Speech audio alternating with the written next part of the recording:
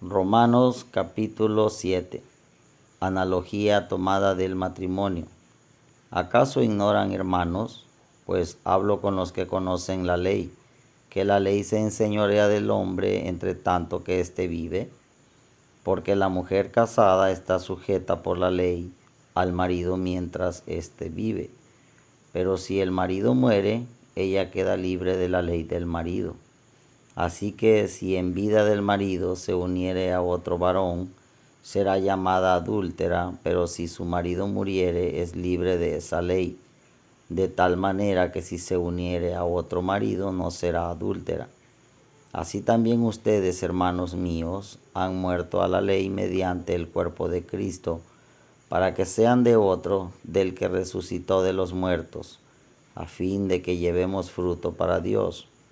Porque mientras estábamos en la carne, las pasiones pecaminosas que eran por la ley, obraban en nuestros miembros llevando fruto para muerte.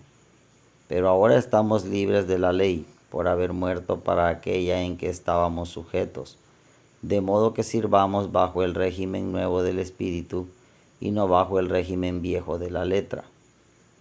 El pecado que mora en mí. ¿Qué pues diremos? ¿La ley es pecado? En ninguna manera.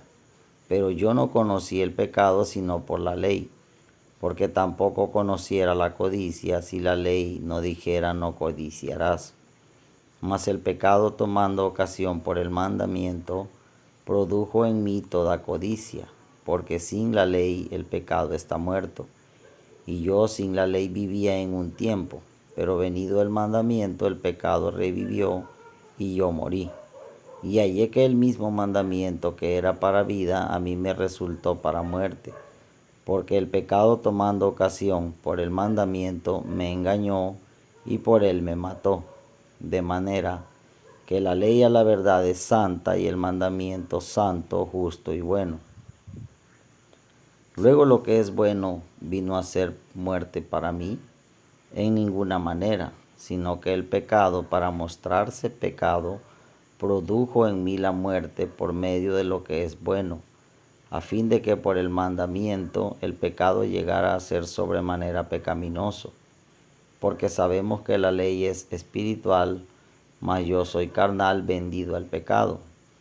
Porque lo que hago no lo entiendo, pues no hago lo que quiero, sino lo que aborrezco, eso hago. Y si lo que no quiero esto hago, apruebo que la ley es buena. De manera que ya no soy yo quien hace aquello, sino el pecado que mora en mí. Y yo sé que en mí, esto es, en mi carne, no mora el bien, porque el querer el bien está en mí, pero no el hacerlo. Porque no hago el bien que quiero, sino el mal que no quiero, eso hago. Y si hago lo que no quiero, ya no lo hago yo, sino el pecado que mora en mí. Así que, queriendo yo hacer el bien, hallo esta ley que el mal está en mí. Porque según el hombre interior me deleito en la ley de Dios. Pero veo otra ley en mis miembros que se rebela contra la ley de mi mente y que me lleva cautivo a la ley del pecado que está en mis miembros. Miserable de mí, ¿quién me librará de este cuerpo de muerte? Gracias doy a Dios por Jesucristo, Señor nuestro. Así que yo mismo con la mente sirvo a la ley de Dios, mas con la carne a la ley del pecado.